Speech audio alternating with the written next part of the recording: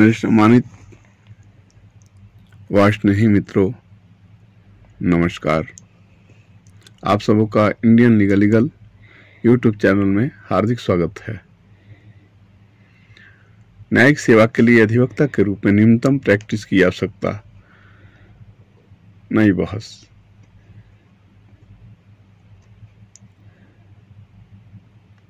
शशांक पांडे, जजों का काम आसान नहीं है। वे बार बार वही काम करते हैं जिसे करना हम से कई लोग टाल देते हैं, यानी फैसले करना, प्रोसेस पैनिक जजेज। आंध्र प्रदेश राज्य न्यायिक सेवा नियम 2007 के नियम 5 क्लॉज 2 क्लॉज ए क्लॉज 1 को हाल ही में सुप्रीम कोर्ट के समक्ष चुनौती दी गई थी।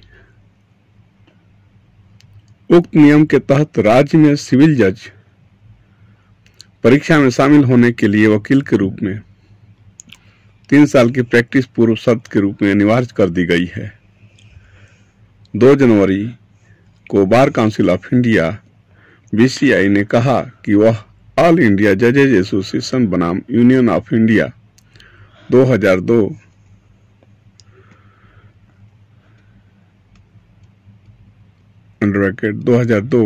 AIJA केस में सुप्रीम कोर्ट के फैसले को संशोधित कराने के सुप्रीम कोर्ट के समक्ष एक आवेदन दायर करेगी।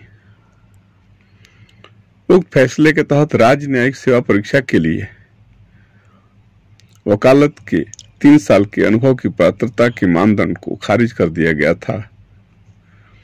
BCI के इस कदम ने सो चुकी एक बहस दोबारा जगा दिया है। क्या वकालत का न्यूनतम अभ्यास न्यायिक सेवा में प्रवेश के लिए पूर्व शर्त होनी चाहिए, भले ही यह न्यायिक सेवा के न्यूनतम स्तर यानी अधीनस्थ न्यायिक पालिका की परीक्षा हो। क्योंकि अधीनस्थ न्यायपालिका हमारी न्यायिक प्रणाली नींव मानी जाती है, इसलिए यह मुद्दा महत्वपूर्ण है। इस तथ्य से इनकार नहीं किया जा कि ताजा कानून स्नातकों के पास व्यवहारिक अनुभव की कमी होती है। उनका ज्ञान सिद्धांतों, प्रावधानों और आदर्शवाद तक सीमित होता है, जो अदालत के भीतर कानून के कामकाज को समझने के लिए पर्याप्त नहीं हो सकता है। दुविधा न्यायिक अधिकारियों की न्यूनतम पात्रता पर बहस लंबी है और ज्यादातर उस दौर से तय हुई है जब इस निर्णय सुझाव दिए गए थे। इस बहस के इतिहास को विधि सेंटर फॉर लीगल पॉलिसी की report schooling the जजेज, the selection and training of civil जज और जुडिशियल मजिस्ट्रेट।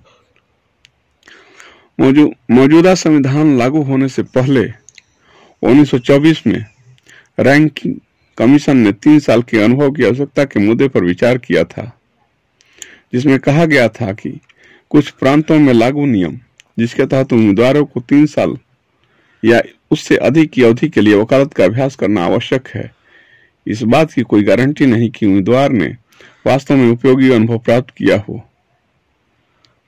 स्वतंत्रता के बाद हमारे संविधान में अनुच्छेद 234 को शामिल किया गया था, जिसने जिला न्यायाधीश के नीचे न्यायिक अधिकारियों की भर्ती को अधिकृत किया गया था। हालांकि संविधान सभा में इस अनुच्छेद पर दृढ़ता से बहस नहीं हुई थी। हालांकि भारत में सिविल जजों और न्यायिक मजिस्ट्रेटों के लिए एक अर्हता स्नातक के बाद कोर्ट में 3 साल की प्रैक्टिस की आवश्यकता रही है। साथ में उच्च न्यायालय के परामर्श से राज्य आयोग द्वारा आयोजित एक परीक्षा और एक साक्षात्कार आवश्यक रहा है। भारतीय विधि आयोग LCI ने अपनी 14वीं रिपोर्ट में रैंकिंग आयोग के पद चिन्हों पर चलते हुए जब यह देखा कि कानूनी पेशे में प्रचलित स्थितियों के तहत किसी व्यक्ति के लिए 3 से 5 सालों की अवधि में कोई भी सार्थक अनुभव या प्रशिक्षण प्राप्त करना लगभग असंभव है। हालांकि अपने निष्कर्ष में LCI ने 3 साल के अनुभव मानदंड को बरकरार रखने के पक्ष में मत दिया, क्योंकि यह नए कानून स्नातकों को अदालतों में कानून के कामकाज के संबंध में कुछ अनुभव प्रदान करता है।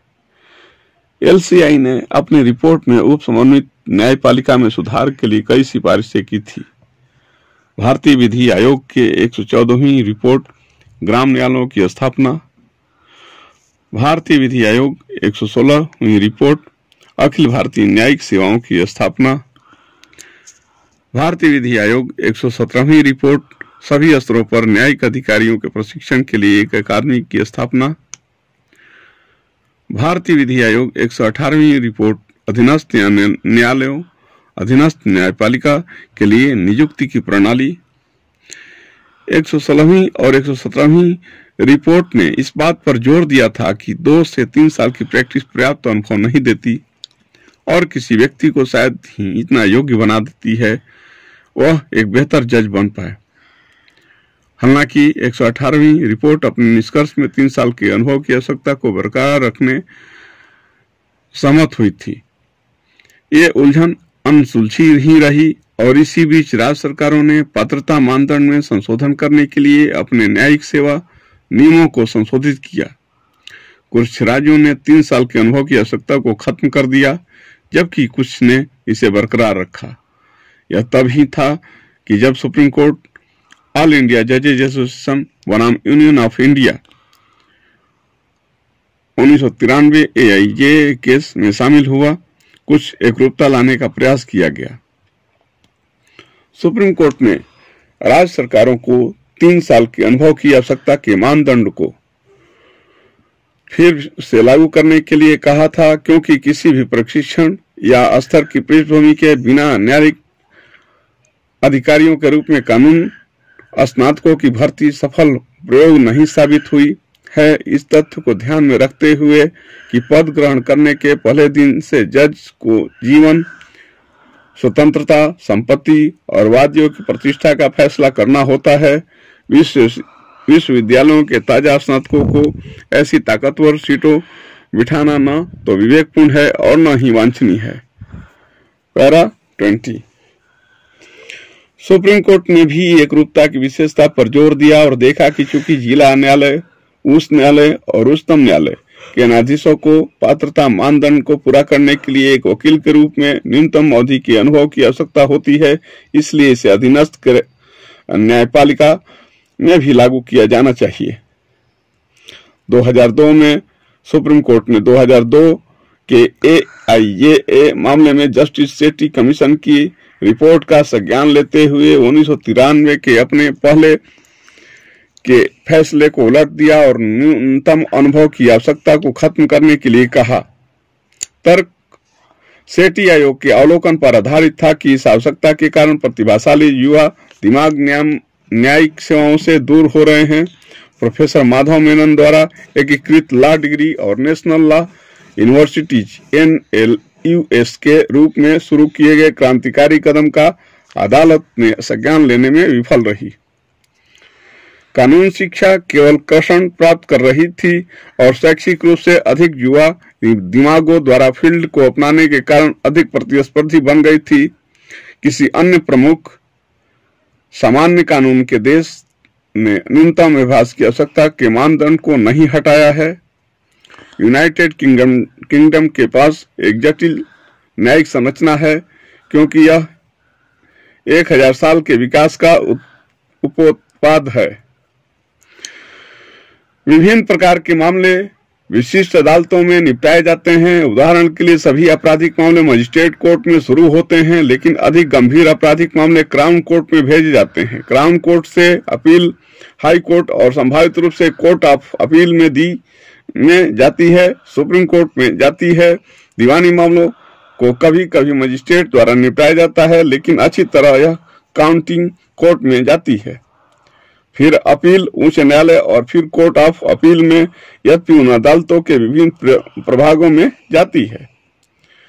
न्यायिक नियुक्ति आयोग ने इन मजिस्ट्रेट अदालतों में न्यायाधीशों की नियुक्ति के लिए जिम्मेदार है।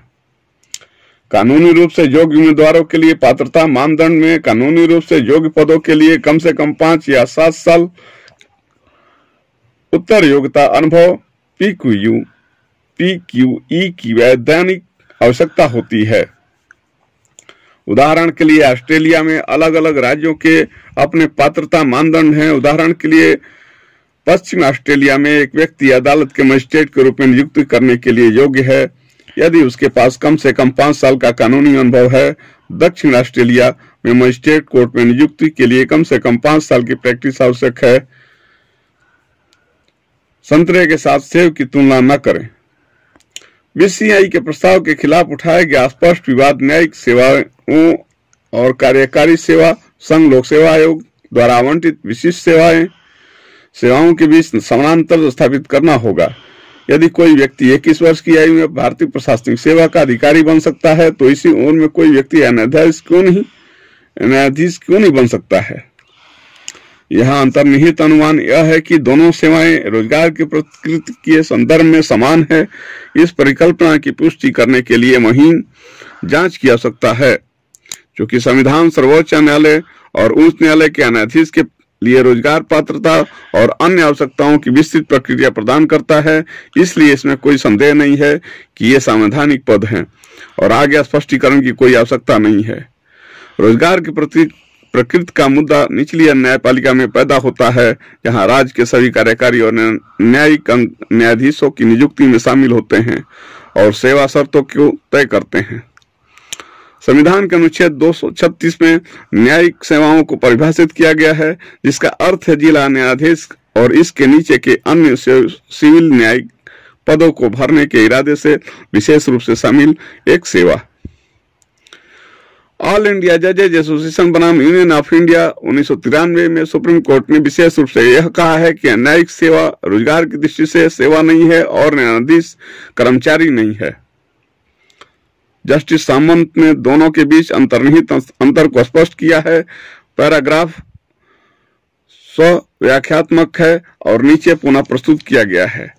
न्यायिक सेवा रोजगार के अर्थ में सेवा नहीं है। न्यायाधीश कर्मचारी नहीं है। न्यायपालिका के सदस्य के रूप में वे राज्य की संप्रभु न्यायिक शक्ति का उपयोग करते हैं।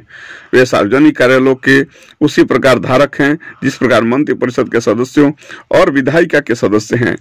जब यह कहा जाता है कि हमारे जैसे लोकतंत्र में कार्यपालिका, विधायिका और न्यायपालिका राज्य के 3 स्तंभों का गठन करते हैं तो इसका तात्पर्य यह होता है कि राज्य के 3 आवश्यक कार्य राज्य के 3 अंगों को सौंपे गए हैं और इनमें से प्रत्येक इसके बदले में राज्य के अधिकार का प्रतिनिधित्व करता है। हालांकि राज्य सत्ता का उपयोग मंत्री, विधायक और न्यायाधीश करते हैं।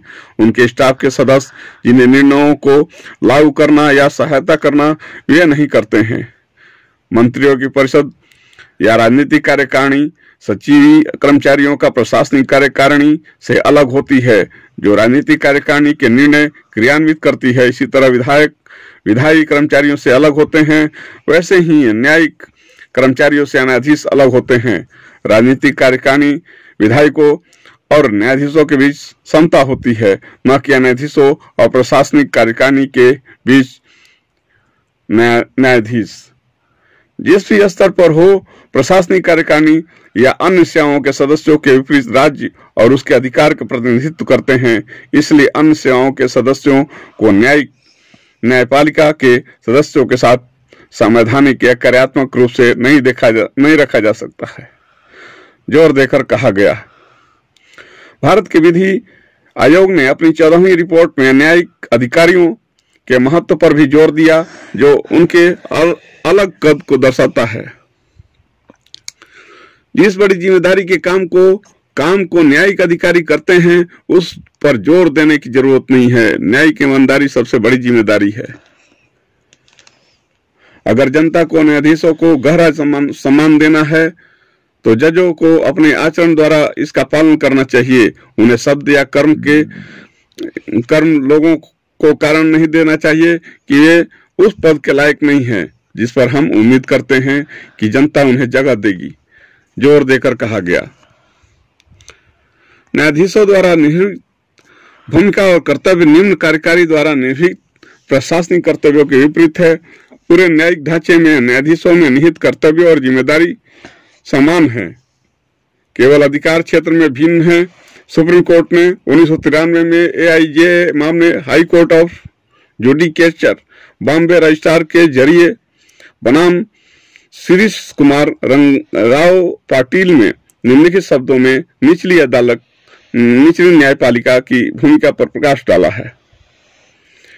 न्याय के प्रशासन के पदानुक्रमित प्रणाली में ट्रायल जज की भूमिका है। वह अदालत में दिन प्रतिदिन की कार्रवाई के दौरान वादकारी के सीधे संपर्क में रहता है। उस पर न्याय के वितरण का गंभीर माहौल बनाने की जिम्मेदारी होती है। व्यक्तित्व ज्ञान, न्यायिक संयम, गरिमा, चरित्र, आचरण को बरकरार रखने की जिम्मेदारी होती है। पैरा 13। विवाद के कई मुद्दे। इस तथ्य के बाद भी कि BCI का संकल्प सराहनीय है, यह दोष रहित नहीं है। यह 3 साल के अनुभव पात्रता को दोबारा पेश करने का प्रस्ताव देती है। विस्तृत प्रस्ताव की जानकारी BCI द्वारा दायर आवेदन के तर्क के चरण में ही हो सकती है। हालांकि कुछ महत्वपूर्ण मुद्दा का उल्लेख करना अनिवार्य है, इन्हें BCI द्वारा ध्यान में रखा जाना चाहिए, अन्यथा इस कदम से कानूनी पेशे में बदलाव का पहिया जो है उलट जाएगा। न्यायिक सेवा आमतौर पर पहली पीढ़ी के वकीलों की पसंद होती है और यह उम्मीदवार की योग्यता के वस्तुगत मूल्यांकन के कारण है, जिसमें आपको कानूनी बिरादरी में संपर्क रखने की आवश्यकता नहीं होती है। LCI ने अपनी 14वीं रिपोर्ट में कहा है, केवल असाधारण युवा हैं, अनुकूल स्थितियों में और बार में किसी वरिष्ठ सदस्य के रुचि होने की स्थिति में इतने कम समय में बार के अनुभव को इकट्ठा कर पाता है। ऐसा असाधारण व्यक्ति स्वाभाविक रूप से अधीनस्थ न्यायिक सेवा में प्रतियोगी होने की परवाह नहीं करेगा। न्यायपालिका के लिए इतने सारे पहली पीढ़ी के वकीलों को क्यों प्रयास करते हैं? इसका कारण यह है कि वकील चैम्बर में कानून के नए स्नातकों को मिलने वाली वेतन की मामूली राशि है। विधि सेंटर फॉर लीगल रिसर्च अध्ययन से पता चला है कि 2 साल से कम अनुभव वाले 79% अधिवक्ता 10,000 रुपये से कम कमाते हैं।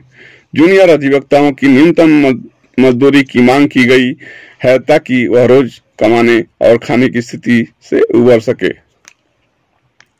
BCI को सेठी आयोग द्वारा बताई गई चिंताओं पर विचार करने की आवश्यकता है। कानूनी अभ्यास के शुरुआती 3 वर्षों में वकील न तो कोई अनुभव प्राप्त करते हैं और न काम के अभाव में कुछ कमा भी नहीं पाते हैं। आयोग यह बताने में सही था कि किसी भी काम के अभाव में नए कानून स्नातक निराश हो सकते हैं और न्यायिक सेवाओं से दूर हो सकते हैं। BCI कानूनी पेशे की नियामक भी है। नामांकित अधिवक्ताओं के पेशेवर मानक को निर्धारित करता है। इसके अतिरिक्त BCI ने यह भी उल्लेख किया है कि अधिकांश न्यायिक अधिकारी अभद्र और अधीर हैं।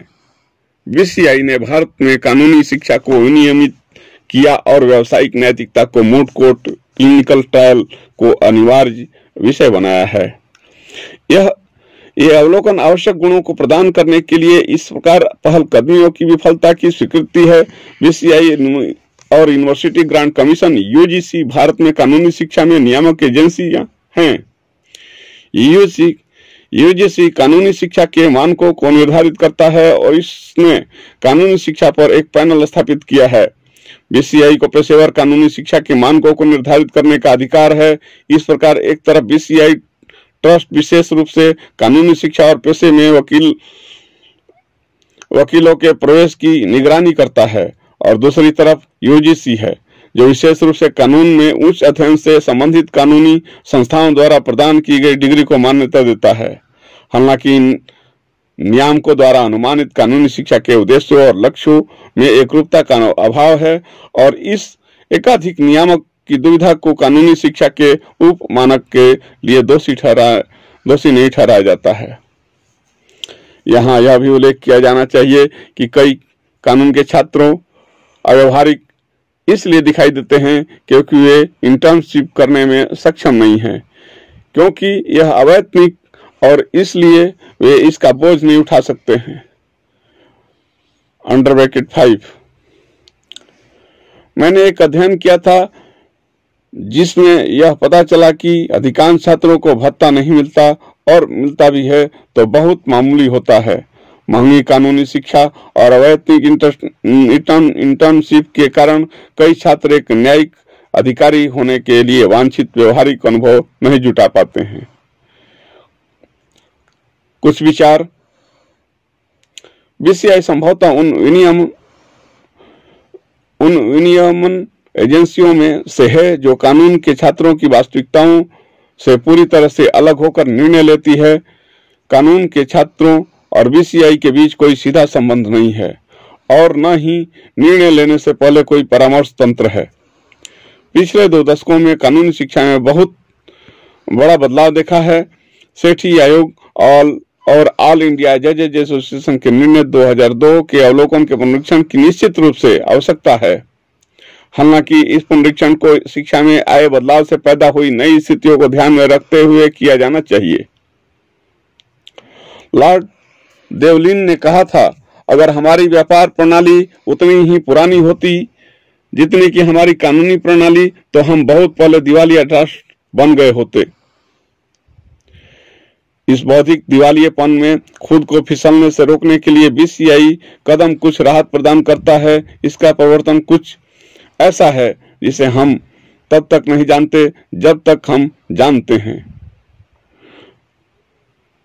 लेखक डॉक्टर RMLNLU में कानून के छात्र हैं, उनसे यहां संपर्क किया जा सकता है। जैसा कि मध्य प्रदेश में उपयोग किया जाता है, जैसा कि तमिलनाडु में उपयोग किया जाता है। दूसरा अध्याय सिविल न्यायाधीशों और न्यायिक मजिस्ट्रेटों के लिए अभ्यास की आवश्यकता पर बहस। 4th IBID। 5th bar council of India rules 2007 के नियम 25 में कहा गया है कि प्रत्येक पंजीकृत लॉ छात्र के शैक्षणिक वर्ष के दौरान इंटर्न करना आवश्यक है।